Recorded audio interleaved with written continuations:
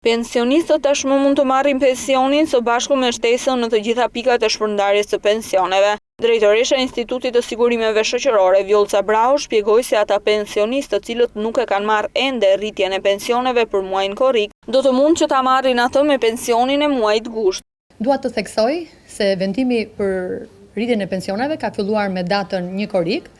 dhe tu dua të bëj një sqarim të vogël që pensionet që janë tërhequr dje, ditën e hënë, nuk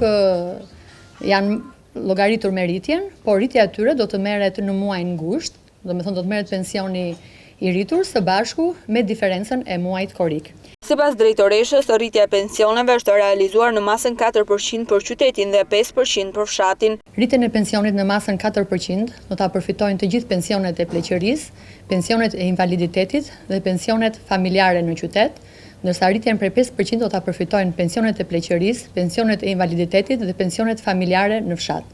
Për të realizuar rritjen e pensioneve, buxheti i shtetit ka vënë në dispozicion të Institutit të Sigurimeve Shoqërore shumën prej 1 miliard e 602 milion lekëve të vjetra.